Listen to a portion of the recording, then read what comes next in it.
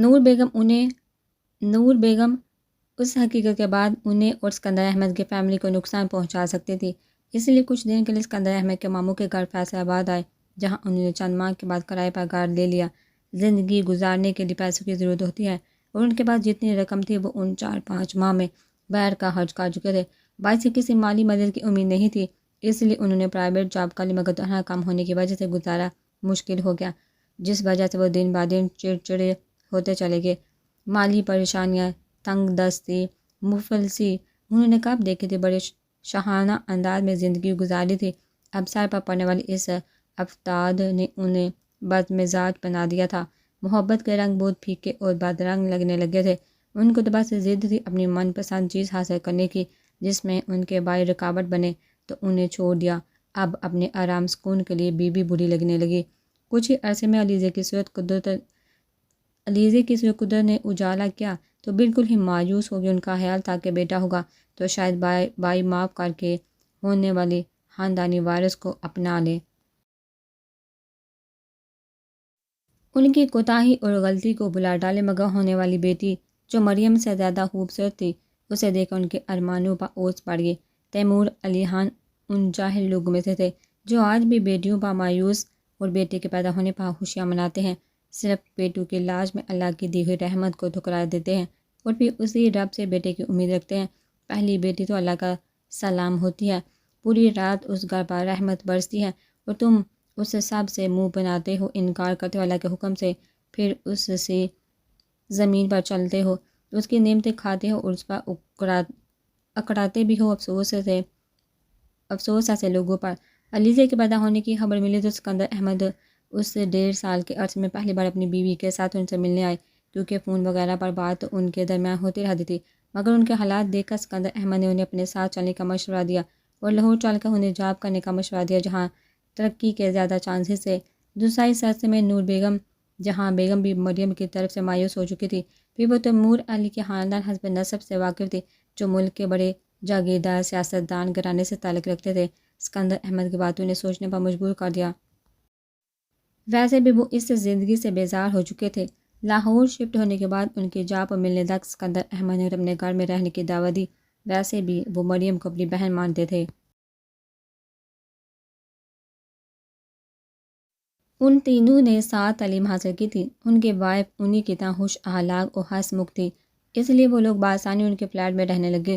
علیزے زیادہ تر اسکندر احمد کے پاس ہی رہتی تھی، کیونکہ اسکندر احمد کو اس سے بہت محبت تھی، اس سے دور جانے ہی نہیں دیتے تھے۔ علیزے 2 ماہ کے تھے جب اسکندر احمد کے گھر تحریم نے آنکھ کھولی۔ لاہور اگر کافی وقت وہ جاب تلاش کرتے تھے، پھر اسکندر احمد کی کوششوں سے انہیں سرکاری جاب مل گئی۔ سیلری بہت زیادہ تو نہیں تھی، مگر گزارا ہو جاتا تھا۔ انہیں اب اس سمجھوتے بڑی زندگی سے نفرت سی ہوتی جا رہی تھی۔ کبھی کبھار وہ مریم پر بگڑتے اور اندر کا غبار لفظوں کی صورت نکالتے تو مریم شرمندگی سے ان کی صورت دیکھنے لگتی۔ یہ انسان خود بیوی بیٹی کو اپنے زور بازو پر کما کر کھلا نہیں سکتا، وہ ہر بات کا قصوروار ایک لڑکی کو ٹھہراتا ہے۔ اس وقت اسکندر ان کی بیوی کی مہربان شفیق ذات ہی انہیں جینے کا حوصلہ دیتی تھی۔ جو وقت گزرتا جا رہا تھا، تیمور علی خان کے رویوں میں بڑی تبدیلی آتی جا رہی تھی۔ مریم اور علیزے کی صورت میں جن بیڑیوں نے ان کے قدموں کو جکڑا ہوا تھا، ان سے نجات چاہتے تھے، اسی لیے انہوں نے اندر ہی اندر خاموشی سے اپنے پرانے دوستوں سے رابطہ بحال کرنا شروع کیا، جنہوں نے ان کا پیغام ان کے بڑے بھائی کے پاس پہنچا دیا۔ شبیر علی خان کو ان پر غصہ تو بہت تھا، مگر اتنے سال بعد ان کی واپسی کے لیے درخواست پر انہوں نے اس کے دوستوں پر واضح کر دیا کہ وہ اکیلا ہی گیا تھا اور اکیلا ہی واپس آنا چاہے تو ہمیں کوئی اعتراض نہیں، حویلی کے دروازے آج بھی اس کے لیے کھلے ہیں۔ بھائی کے اس 2 ٹوک پیغام پر سوچ میں پڑ گئی۔ ایک طرف وہی پہلے جیسی شاہانہ طرز زندگی کی آسائش اور دولت ان کی منتظر تھی، اور دوسری طرف مریم ان کی محبت اور بیٹی جو ان سے بہت مانوس تھی، وہ بہت محبت کرتی، حالانکہ وہ اس پر توجہ نہیں دیتے تھے، پھر بھی وہ جتنا سوچتے اتنا الجھتے۔ پھر آخرکار انہوں نے جانے کا فیصلہ کیا۔ ان کا ارادہ یہی تھا ایک بار خود چلے جائیں گے تو مریم کے لیے بھی بھائی کو منانے کی کوشش کریں گے۔ ان کے جانے کا سن کر مریم جو ان کے بدلے تیور بہت عرصے سے دیکھتی تھی، مزید خدشات اور وہموں کا شکار ہوگی۔ آپ مجھے اور لیزے کو بلا لیں گے نا؟ انہیں اپنا سامان پیک کرتے دیکھا انہوں نے ڈرتے پوچھا۔ ہاں کیوں نہیں، میں بس ایک بار وہاں چلا جاؤں۔ لالا مجھے معاف کر دے، پھر دیکھنا مریم یہ ساری غربت پریشانی دور ہو جائے گی۔ وہ بے انتہا خوش اور پرجوش تھے، بس جلد از جلد جہاں سے نکل جانا چاہتے تھے۔ اگر آپ نہیں آئے تو ان کی آنکھیں بھیگنے لگی، وہ واحد سہارا تھے ان کا۔ وہم مت کرو خوشی خوشی مجھے رخصت کرو تاکہ میں واپسی میں بھی خوش ہوتا ہوں۔ وہ انہیں بازو سے تھام کر مسکراتے ہوئے بولے۔ اب وہ انہیں کیا بتاتے کہ ان کی آنکھوں کے بدلے رنگ اور لہجے سے جھلکتی بیگانگی نے انہیں ڈرا دیا تھا، سہما رکھا تھا کہ اگر کہیں انہوں نے آنکھیں پھیلی تو وہ کہاں جائیں گی، کون ان کا سہارا اور تحفظ دے گا۔ اور پھر ان کا کہا کبھی پورا نہیں ہوا۔ دن گزرتے گئے، پورے 2 ماہ بعد رجسٹر کی صورت انہیں طلاق نامہ مل گیا اور حق مہر کے 50 لاکھ روپے بھی۔ طلاق نے مریم بیگم کے حوصلوں کو توڑ دیا تھا، وہ ٹوٹ کر بکھر گئی محبت کے اتنے دردناک انجام پر، اور دل کو روگ لگا بیٹھی اور کینسر جیسے موذی مرض کا شکار ہوگی۔ اس وقت بھی اسکندر احمد نے دوست کی بے وفائی پر آگے بڑھ کر روتے بلکتے مریم بیگم کے سر پر ہاتھ رکھا اور انہیں حوصلہ دیتے ہوئے کہا، تم تنہا نہیں ہو، تمہارا بھائی ابھی زندہ ہے، وہ تمہیں دنیا میں تنہا نہیں بھٹکنے دے گا۔ اسکندر احمد کا حوصلہ بھی انہیں سمیٹ نہ سکے، وہ اپنی معصوم چھوٹی سی بیٹی کے لیے جی رہی تھی جو اس وقت 1 سال کی تھی اور اپنے باپ کی عدی تھی۔ اب ان کی کمی اور اچانک جانے کی وجہ سے بیمار پڑ گئی تھی، صرف اس کی خاطر انہوں نے 4 سال اپنی سسکتی زندگی کو گھسیٹا تھا، اور وہ 50 لاکھ کا چیک انہوں نے اس کے نام سے بینک اکاؤنٹ میں جمع کروا دیے تھے تاکہ بڑے ہونے پر وہ لیزے کے کام آ سکے، مگر اس نے 1 روپیہ بھی اپنے باپ کا خود پر خرچ کرنا حرام سمجھا تھا۔ بچپن تو اس کا اسی وقت ختم ہو چکا تھا جب اس کے باپ نے اسے دھتکارا تھا۔ مریم بیگم کی پرسنل ڈائری سمیت تصویروں کو بھی اس نے نظر آتش کا ڈالا تھا، سوائے ایک تصویر کے جس میں وہ اسے لیے کھڑی تھی۔ در حقیقت اس ڈائری کو پڑھ کر نئے سرے سے اس کے زخموں کے ٹانکے ادھر گئے تھے، اسے سب یاد آ گیا تھا جسے بلانے کی کوشش میں اپنے آپ کو بلائے جی رہی تھی۔ اس کے دل اپنے باپ کے لیے ایسی نفرت پیدا ہوئی جو ان سمیت ان تمام مردوں کے لیے بھی تھی جو ان کی طرح امیر، جاگیردار اور دولت مند ہوتے ہیں اور اس کی طرف پسندیدگی کی وجہ سے بڑھتے ہیں۔ وہ ایک بار کیا ٹھکرائی گئی، اس نے اپنی طرف بڑے ہر ہاتھ کو جھٹکا تھا، ہر سوال کو انکار کے، ہر جذبے کو اپنے پیروں تلے روندا تھا۔ میں قصوروار نہیں تھی مگر تمہاری بدولت تمہارے گھرانے کی وجہ سے گنہگار ٹھہرائی گئی، اور آج تک تم جیسے سنگ دل لوگ اپنے لفظوں اور طعنوں سے مجھے اذیت دیتے آئے ہیں۔ مجھے سب سے زیادہ آپ سے نفرت ہے پاپا، اور مجھے اس دن کا شدت سے انتظار رہے گا جب آپ مجھے اپنانا چاہیں گے اور میں اپنے ساتھ ہونے والی تمام زیادتی اور اپنی ماں کے ساتھ ڈھائے جانے والے ظلم کے بدلے آپ کو اسی طرح خالی ہاتھ تہے دامن لٹاؤں گی۔ اس کے زیر لب بڑبڑاہٹ پر نرم نرس جو غنودی میں تھی جا گئی، اس نے اٹھ کر اس کے قریب آتے ہیں اسے پکارا، میم، علیزہ میم۔ اس کی پکار جیسے اسے بہت دور سے سنائی دے رہی تھی، وہ بہت گہری نیند سے جاگی تھی، اس کی لہو رنگ آنکھیں اور ان میں اترتی وحشت پر نرس نے پلٹ کر دوسری طرف سوئی ہوئی نرس کو اٹھایا اور ڈاکٹر کو بلانے بھیجا۔ اس کا نروس بریک ڈاؤن ہوا تھا، پوری رات وہ ہوش و حواس سے بیگانہ رہی۔ آپ صبح کے قریب اسے ہوش آیا، اسکندر احمد اسے فوراً ہسپتال لے آئے تھے اور اسے ایمرجنسی میں لے جایا گیا۔ علیزہ کا ہسپتال لانے کے کچھ دیر بعد ہی ہسپتال میں ہلچل مچ گئی اور ڈاکٹر کی لائن لگی علیزہ کو دیکھنے کے لیے۔ فل VIP ٹریٹمنٹ دیا جا رہا تھا اسے، سینئر ڈاکٹر، جونیئر ڈاکٹر سے لے کر نرسیں، انچارج، ہر ایک بکھلایا ہوا تھا جیسے کوئی بہت بڑی شخصیت ہو۔ اسکندر احمد کی پوری فیملی کو اس سے دور رکھا جا رہا تھا، نہ جانے کیوں سب کو پریشانی میں کچھ سمجھ نہیں آیا۔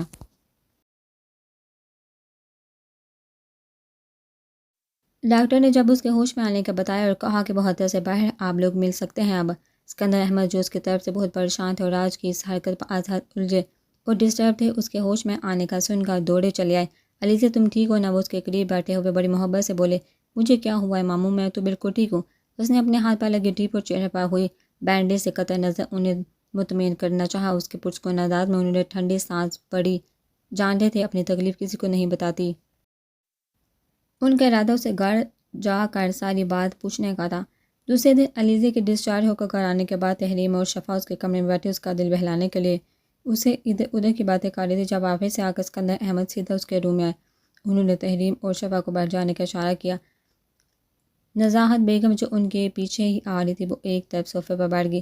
انہیں نصرت بیگم کی زبانی تمام باتوں کا علم ہو چکا تھا، مگر ماں کو سمجھانے کے علاوہ کچھ نہیں کر سکتی تھی، اور انہیں اسکندر احمد کے غصے کا بھی پتہ تھا۔ وہ علیزہ کے لیے بہت حساس ہے اور مریم سے کیے وعدے کو انہوں نے اس طرح نبھایا تھا کہ شاید ہی کسی سگے بھائی نے نبھایا ہو۔ کل شام میں کیا بات ہوئی تھی؟ ان کے واروب لہجے پر علیزے کو وہ تکلیف دہ واقعہ یاد آ گیا جس کی وجہ سے وہ زخمی ہوئی تھی، بلکہ بہت سی قیمتی چیزوں کا بھی نقصان ہوا تھا۔ اس کا چہرہ اس بات کا ثبوت تھا۔ اس کی آنکھیں بھیگنے لگی۔ کچھ نہیں ماموں، مما اور اپنا ماضی یاد آ گیا تھا۔ سوری ماموں، میری وجہ سے اتنا نقصان ہو گیا چیزوں کا۔ وہ شرمندگی سے سر جھکا کر بیٹھی تھی۔ کیسی بات کر رہی ہو تم؟ میری بیٹی ہو، مجھے ان سب مصنوعی چیزوں کی نہیں تمہاری فکر ہے۔ یہ سب کہہ کر تم یہ بتانا چاہتی ہو کہ میں تمہارے لیے غیر ہوں۔ تمہیں کچھ ہو گیا تو میں اپنی بہن کو کیا منہ دکھاؤں گا؟ وہ بھی مجھ سے ناراض ہوگی۔ نہیں ماموں، آپ تو میرے سب کچھ ہیں۔ آپ نے جو میرے لیے کیا ایسا تو شاید مما بھی نہیں کرتی۔ اس نے ان کا ہاتھ پکڑ کر یقین دلانا چاہا۔ ٹھیک ہے بس مجھ سے وعدہ کرو کبھی خود کو نقصان نہیں پہنچاؤ گی۔ میرا وعدہ ہے آپ سے، اس نے مسکرا کر انہیں یقین دلایا۔ عرشیہ کو جیسے ہی اس کے طبیعت کی خرابی کا پتہ چلا وہ دوڑی چلی گئی۔ اب لیزے کا زخمی چہرہ دیکھا وہ سکتے میں آگے پھر اس کے ساتھ لپٹ کر رونے لگی۔ یہ سب کیسے ہوا رے؟ میں ٹھیک ہوں یار۔ علیزے اس کی محبت پر مسکرا دی۔ اپنا حال دیکھو، تم کہہ رہی ہو ٹھیک ہو، کس نے تمہارا دل دکھا ہے؟ مجھے بتاؤ، میں اس کا وہ حشر کروں گی۔ یاد رکھے گا وہ انسان اس کا ہاتھ پکڑ کر بیٹھے نامعلوم شخص کو بدوائیں دے رہی تھی۔ اچھا چھوڑو سب، یہ بتاؤ اکیلی آئی ہو، اپنے مرد مومن کو ساتھ نہیں لائی؟ اس نے اپنے بیڈ پر آرام سے لیٹتے ہوئے علیزے نے موضوع چینج کیا۔ اس کا موڈ بھی اسے مومن مت کو ایک نمبر کا کمینہ گناہ ہے۔ زوار بائی کے ساتھ آئی ہوں، اس سے جان بچا کر۔ پھر کوئی لڑائی ہو گئی ہے کیا؟ ابھی تو نہیں ہوئی لیکن ہو جائے گی۔ پتہ ایک ہفتے سے اس نے مجھ سے اتنے کام کروائے ہیں جس نے پوری زندگی میں نہیں کیا میں نے، اس نے دکھی لہجے میں بتایا۔ ابھی وہ کچھ اور بھی کہتے جب تحریم چائے کی لوازمات لے آئی۔ تم کہاں جا رہی ہو؟ بیٹھو نا ہمارے پاس۔ تحریم کو جاتے دیکھ عرشیہ نے کہا، تم لوگ باتیں کرو، مجھ سے نانوں کو کوئی کام ہے۔ یار یہ تمہاری نانی بہت عجیب ہے، ایسے گھڑ گھڑ کر دیکھتے ہیں جیسے میں کسی دوسری دنیا سے آئی ہوں۔ مانو نہ مانو یہ ضرور کسی دہشت گرد کے گروپ سے تعلق رکھتی ہیں۔ اس نے پرسوچ انداز میں ابرو سکڑ کر تھوڑی پر انگلی رکھ کر اسے بتایا۔ ہاں ہاں ہاں۔ اس کی باتوں پر علیزے سخت ہنس دی۔ ابھی تو تم کوئی سیکرٹ ایجنٹ لگ رہی ہو مجھے۔ ہاں یار، ان کو تو آریان کی نانی ہونا چاہیے تھا، دونوں ایک جیسے لگتے ہیں۔ ٹیک اٹ ایزی یار، as a joke and enjoy it. تم نے بھی تو ان کے ساتھ اتنا بڑا مذاق کیا تھا نا۔ علیزے نے اسے سمجھانے کی کوشش کی اور بات بھی بدل دی۔ اگر مومانی یا تحریم وغیرہ میں سے کوئی آ جاتی تو نصرت بیگم کے بارے میں برا لگتا انہیں۔ تم زیادہ اماں بی بننے کی کوشش مت کرو، اتنے دن سے اس نے مجھے ملازمہ بنایا ہوا ہے اپنی، اور میں اسے انجوائے کرو۔ اس پر ہی چار دوڑی۔ عرشیہ بھی اس کی گریز کو سمجھ گئی تھی۔ یہی تو سچی دوست کی نشانی ہے، دل کی بات خود بخود سمجھ لی جاتی ہے۔ علیزے نے گھبرا کر اس کے سامنے ہاتھ جوڑے۔ اچھا بھائی لو، میری غلطی، اب تم بتاؤ کیا چاہتی ہو تم؟ میں اس کو وہ بڑے شوق جوش سے بولنے لگی، مگر پھر اٹک گئی۔ کچھ پلان سوچا ہوتا تو بولتی نا، اسی لیے سمجھ ہی نہیں آیا کیا بولے۔ چلو میں گھر جا کر سوچوں گی، ابھی ہم اپنی باتیں کرتے ہیں۔ تم بھی نہ پاگل ہو پوری۔ علیزے مسلسل کی اس کی باتوں حرکتوں سے ہنس رہی تھی۔ عرشیہ کے آنے سے علیزے کا موڈ بہت اچھا ہو گیا تھا اور عرشیہ چاہتی بھی یہی تھی۔ ہاں ہاں، اکیلے چائے پی جا رہی ہے۔ اس کی اچانک گونجتی آواز نے عرشیہ کو ڈرا دیا۔ گرم چائے کا کپ اس کے پیروں کے پاس گرا تو وہ اچھل کر دور ہوئی، ورنہ اس کے پیروں پر گر جاتی۔ ذرا حواس بحال ہوئے تو ہونہار نظروں سے آریان کو دیکھا اور چلائی، اسٹوپڈ، تمہیں ذرا بھی تمیز نہیں؟ ایسے آتے ہیں؟ ہاں ہاں، وہ ڈٹائی سے ہنستا ہوا ماربل ٹاپ پر آرام سے بیٹھ گیا۔ اب کیا چھت پار کا آتا؟ اس نے مذاق اڑانے والے انداز میں کہا تو وہ جل کر ہاں، کوئی انسانوں کتنا بھی آیا جا سکتا ہے۔ اس نے افسوس سے ٹوٹے کپ کو اور اپنی گیلی چائے کو دیکھا۔ کتنے دل سے بنائی تھی، اس شیطان نے آ کر سب خراب کر دیا۔ میں تو انسانوں کی طرح ہی آیا ہوں۔ وہ کیا ہے عرشی، تمہیں انسانوں میں آئے ابھی تھوڑے دن ہوئے ہیں، اس لیے تمہیں انسانوں کی پہچان نہیں ہے۔ عرشیہ کے طنزیہ بات کا جواب بڑی حاضر جوابی سے دیا۔ وہ اپنا غصہ دباتی کچن سے باہر جانے لگی کیونکہ اس فضول انسان کے منہ لگنا بیکار تھا۔ علیزے کے گھر سے آنے کے بعد اس کی وجہ سے وہ کمرے سے باہر نہیں نکلی کیونکہ آریان نے اسے اپنے دوستوں کے لیے چائے ناشتہ بنوا کر پاگل کر دیا تھا۔ وہ اپنے پرسنل کام بھی اسے سے کرواتا، ٹائی بنوانا، شرٹ کے بٹن لگوانا، جو سارے ایک ساتھ ہی ٹوٹتے تھے۔ پر اس کے بےہودہ نظریں جو اس کا کام بار بار خراب کرتی تھی، وہ جان گئی تھی کہ اسے آفس والی بات پتہ چل گئی ہے۔ سب عرشیہ نے کہا ہے، وہ سب کا ہی بدلہ لے رہا تھا۔ وہ اس کے کاموں سے بچنے کے لیے وہ چپ کر روم میں لاگ لگا کر بیٹھی تھی. ابھی ڈرتے ڈرتے چائے بنانے آئی تھی جب اس کمینے کا نزول ہو گیا. اس کے بعد جانے کے ارادے کو سمجھتے اچھل کر اس کے سامنے آیا. اس کا راستہ روک کر کھڑا ہو گیا. کہاں چلی؟ وہ جو میرے دوست آئے ہیں ان کے لیے چائے کون بنائے گا؟ اچانک سامنے آ جانے پر وہ اس کے سینے سے آ کر ٹکرائی. اس سے پہلے آریان اس کے گرد اپنے ہاتھ باندھا. وہ بدھا کا پیچھے ہٹی پر ناگواری سے بولی، میں کیوں بناؤں تمہارے فارغ اور مفت دوستوں کے لیے؟ جب دیکھو آ جاتے. خانے ان کو اپنے گھر میں کوئی برداشت نہیں کرتا کیا؟ ہاں ظاہر سی بات ہے تمہارے دوست ہیں، تم جیسے ہی ہوں گے نا. تم بھی تو ہم سے برداشت نہیں ہوتے ہو. آریان خلاف معمول چپ چاپ کھڑا تھا کیونکہ ابھی اس کی مجبوری تھی. آج اس کے کچھ خاص دوست آئے تھے جو نکاح میں شریک نہیں ہو سکے تھے. وہ اب مبارکباد دینے آئے تھے. روز تو وہ ایسے اپنے فضول سے دوستوں کو بلاتا تھا عرشیہ کو تانگ کرنے کے لیے. چلو اب سنا لی نہ باتیں، کام پر لگ جاؤ. میں تمہاری نوکر نہیں ہوں. ماما، تائی جان، بھابھی کسی عزیز کی عیادت کے لیے گئی ہوئی تھی اس لیے اسے کوئی ڈر نہیں تھا ماما کا. ہاں یہ تو ہے. وہ فوراً مان گیا. پھر اسے تسلی دی، مگر بیوی تو ہونا، وہ بھی فری کی نوکر ہی ہوتی ہے کیا؟ عرشیہ نے مٹھیاں بھیج کر دانت پیسے. ہٹو آگے سے کمینے شیطان. اس کی برداشت ختم ہوتی جا رہی تھی. کبھی نہیں پہلے چائے بناؤ، یہ تمہارے شوہر کا حکم ہے. وہ روب سے بولا. وہ سلگ اٹھی. دیکھو آریان، ابھی میرے منہ مت لگو، مجھے پہلے تم پر بہت غصہ ہے. عرشیہ نے وارن کیا تو اس نے کہہ کر لگایا. پھر بڑی شرارت سے اس کی طرف جھک کر بولا، ویسے میں بڑے اچھے موڈ میں ہوں، تم چاہو تو میرے منہ لگ سکتے ہو، پھر چائے بھی معاف کر دوں گا. اس نے خمار بڑے لہجے میں عرشیہ سے کہا. اب اس کا موڈ بدلنے لگا تھا. وہ بھول گیا کہ اس کے دوست اس کا انتظار کر رہے ہیں. اس کی بات سمجھ میں آتے عرشیہ کا پارا ہائی ہونے لگا. اس نے تہش میں آ کر فرائی پین اٹھایا اور آریان کے بازو پر پوری طاقت سے مارا. آریان کا سارا خمار جھٹکے سے غائب ہوا. عرشیہ کا دوبارہ مارنے کے لیے اٹھا ہاتھ آریان نے تلملا کر ساتھی سے پکڑا تو فرائی پین چھوٹ کر عرشیہ کے پاؤں پر گر گیا. جنگلی انسان چھوڑو مجھے. وہ تکلیف سے چیخی مگر اس پر اثر نہیں ہوا کیونکہ اس نے اپنا پیر آگے کر کے اسے زیادہ لگنے سے بچایا تھا. بس ہلکا سا اسے لگا. شرم نہیں آتی یوں بیویوں والے ہتھیار استعمال کرتے ہوئے؟ اس کے الفاظ پر عرشیہ کو سر سے پاؤں تک سلگا دیا. بکواس مت کرو آریان. اس کے چلانے پر وہ مزے سے ہنسا. بے خدا انسان، ہاتھ چھوڑو میرا ورنہ میں چلاؤں گی. اس نے دمکایا تو آریان نے بڑی شرافت سے اس کا ہاتھ چھوڑ دیا. وہ اپنا ہاتھ اسے ہاتھ سے دباتی باہر نکلنے لگی مگر اس سے پہلے آریان نے پھرتی سے دروازہ بند کر دیا. آریان وہ احتجاجاً چیخی مگر وہ بڑے اطمینان سے دروازے سے ٹیک لگا کر کھڑا ہو گیا اور اطمینان سے بولا، چائے بناؤں گی تو دروازہ کھلے گا. دروازے کے سامنے ایسے فرصت سے کھڑا تھا جیسے تا قیامت نہ ہٹنے کا ارادہ ہو. دیکھو آریان، شرافت کے ساتھ دروازہ کھول دو ورنہ آج میں تمہیں قتل کر دوں گی. دیکھو عرشی ڈارلنگ، اگر تم چائے بنا دو گی تو میں شرافت صاحب کو زحمت دیے بغیر میں اکیلا ہی دروازہ کھول دوں گا. میں کبھی نہیں بناؤں گی، عرشیہ نے پیر پٹکتے ہوئے کہا. تو پھر تم یہیں رہو گی میری قید میں اور اب سب کے آنے کا ویٹ کرتے ہیں. کیا مطلب ہے تمہارا؟ بدنام اگر ہوگے تو کیا نام نہیں ہوگا؟ وہ گنگنایا تھا. سب ہمیں ایسے ایک ساتھ بند کمرے میں دیکھیں گے تو جلدی رخصتی کروا دیں گے. اف کیا منظر ہوگا. وہ تم میرے کمرے میں میری خدمتیں کر دی اور کوئی نہیں ہوگا، ہم دونوں اکیلے. وہ آنکھیں موندے خوابوں کی دنیا میں پہنچا ہوا تھا. ایسا ہولناک منظر سوچ کر عرشیہ کے رونگٹے کھڑے ہو گئے. اس کی طرف دیکھا تو ایسے خوش ہو رہا تھا جیسے آج اس کمینے کی بارات ہو. غصے سے عرشیہ کا دل چاہ رہا تھا اس کا قیمہ بنا دے. بے بسی سے روحان سے ہو کر اس نے ساس پین میں پانی ڈال کر چولہے پر بٹھا اور برنر جلانے لگی. عرشیہ کی بچی باہر نکلو، آئے تو تم میرے ہاتھوں ضائع ہو جاؤ گی. آریان اس کے روم کے ڈور پر لاتے برسا رہا تھا اور وہ اندر فل آواز میں سانگ چلائے آرام سے بیٹھی تھی. اس کی صحت پر کیا اثر پڑنا تھا. ہائے دل کو سکون مل گیا. اس نے آریان کو کہا، جلدی سے فریج سے کیک نکال کر رکھے، میں چائے نکالتی ہوں. بس اسی وقت اس نے جان بوجھ کے پہلے سے پاس رکھا نمک ڈال دیا.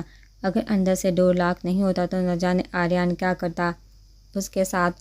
عرشیہ نے اس کے کہنے پر چائے تو بنا دی مگر اس میں چینی کی جگہ نمک ڈال دیا. جیسے ہی آریان نے ایک سپ لیا اس کے منہ سے فوارے کی صورت ساری چائے باہر نکل گئی. وہ حیرت سے اپنے دوستوں کو دیکھ رہا تھا جو پتہ نہیں کیسے اس چائے زہر کو پی رہے تھے. میں اگر ان کی جگہ آریان ہوتا تو ان سب کے سروں پر اب تک کپ توڑ چکا ہوتا. اب کی سمجھ آیا ان لوگوں نے یہ چائے نما زہر منہ سے لگاتے ہی چہرہ سرخ انگارہ کیوں ہو گئے تھے. یہ تو ضبط کی سرخی تھی۔ اور وہ ان کو کہہ رہا تھا شرم کی لالی کیوں چھا گئی چہرے پر۔ اب سمجھ میں آیا شرم کی سرخی تو اس کے چہرے پر نظر آ رہی تھی۔ اس نے سب سے معذرت کی اور کچھ اور کھانے کا کہا، مگر وہ تو ایک کے بعد ایک ایسے باغے ڈر کے جیسے موت دیکھ لی ہو۔ اس کے بعد آریان وہیں سے دارتا ہوا ارشیا کے کمرے کی طرف آیا، مگر افسوس ارشیا بی اپنے کارنامے کے بعد احتیاطی تدابیر اختیار کر چکی تھی۔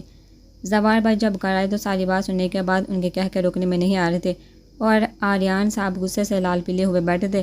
زوال بھائی کے سمجھانے پر معاملہ ختم ہوا اور وہ گھر سے ہی باہر نکل گیا۔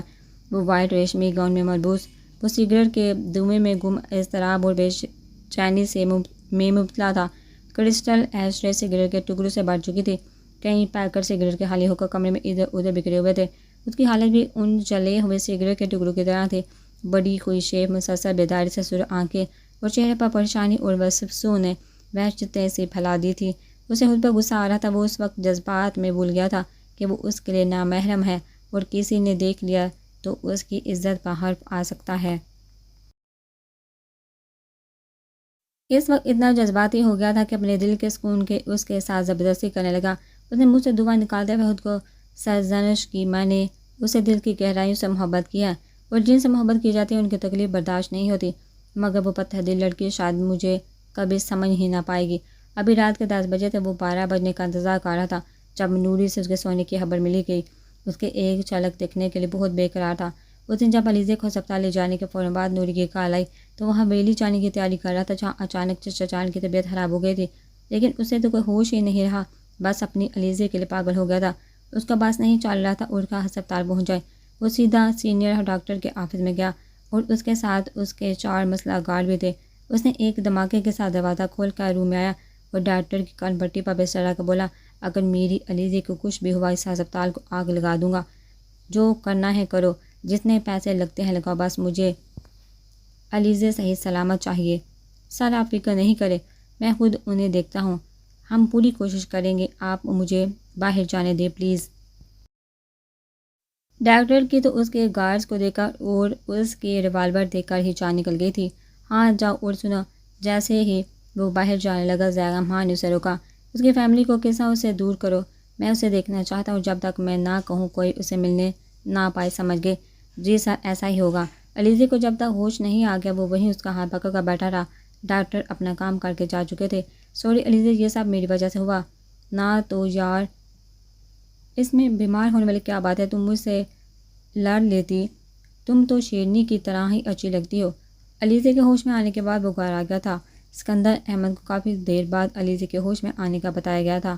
ابھی وہ کل کی ہی بات سوچ رہا تھا جب نوری کی کال آئی۔ سوچوں میں وقت گزرنے کا پتہ ہی نہیں چلا۔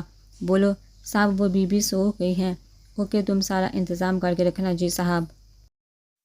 اور بات سنو، کل میرے جانے کے بعد کچھ ہوا تھا کیا؟ جی صاحب جی، بڑی بیگم صاحبہ کی امی نے جی علیزے بیبی کو بہت باتیں سنائی تھی اور کہا کہ وہ گندا خون ہے۔ جی وہ ہر وقت علیزے بی بی کو برا بولتی رہتی ہیں، بی بی کو کسی کو بھی کچھ نہیں کہتی ہیں۔ بی بی تو کسی کو کچھ نہیں کہتی ہے، کتنی سونی ہے جی۔ نوری اپنی دھن میں بولے جا رہی تھی کہ اسے کال کاٹنے کا پتہ ہی نہیں چلا۔ زیغم خان نے تو یہ سب سن کر ہی کال کاٹ دی تھی، کسی اور کی وجہ سے اس کے بتائے جان کے کچھ ہوا۔ وہ تو کب سے خود کو قصوروار سمجھ رہا تھا۔ وہ غصے میں باہر نکلا۔ شیرحان اس کی داڑھی پورے فارم ہاؤس میں گونج رہی تھی۔ حکم چھوٹے ہاں۔ شیرحان بوتل کے جن کے ساتھ حاضر ہوا، گاڑی نکالو اور ہاں کل تمہیں ایک کام بھی کرنا ہے۔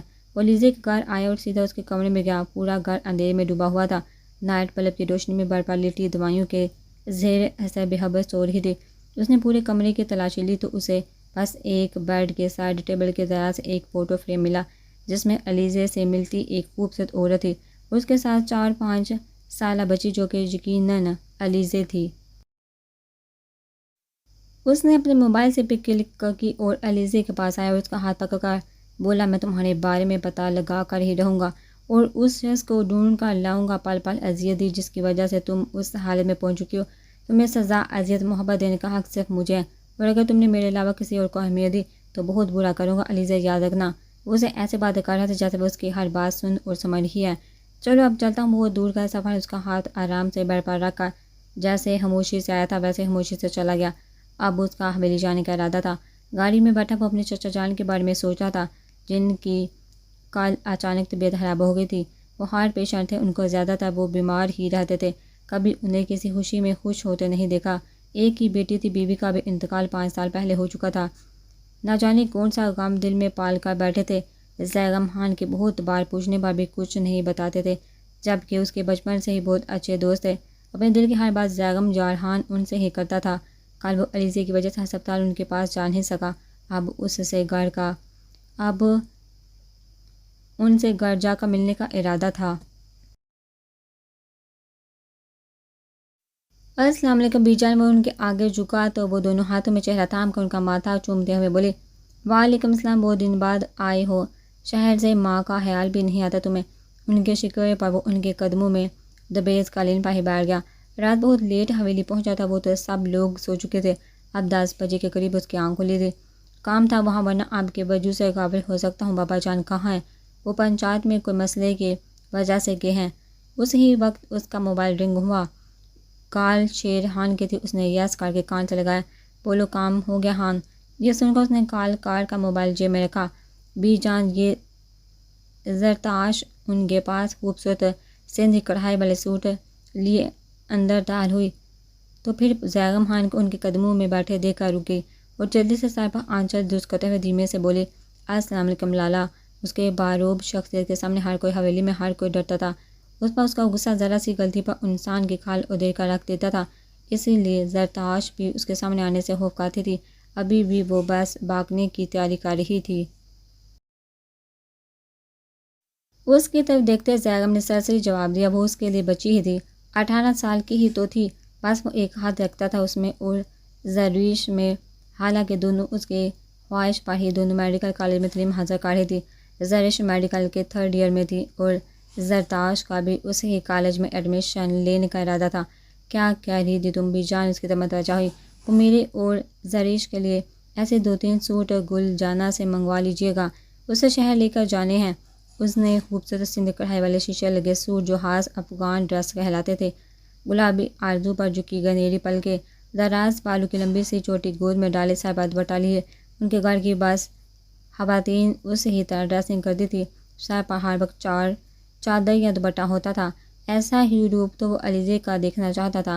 اس نے کبھی پاکستان ڈریس پہنے نہیں دیکھا تھا اسے، ہر وقت جینز شرٹ یا ٹراؤزر شرٹ میں پائی جاتی۔ بس ایک بار اسے آریان کے نکاح پر اس سے بلیک فراک میں دیکھا، وہ اپنے حواس کو بیٹھا تھا۔ اب نہ جانے کب یہ منظر دیکھنا نصیب ہو، مگر یوں لگتا تھا وہ جذبات اور احساسات سے عاری حسین پتھر کی مورت ہو۔ وہ اس کے تصور میں گم تھا۔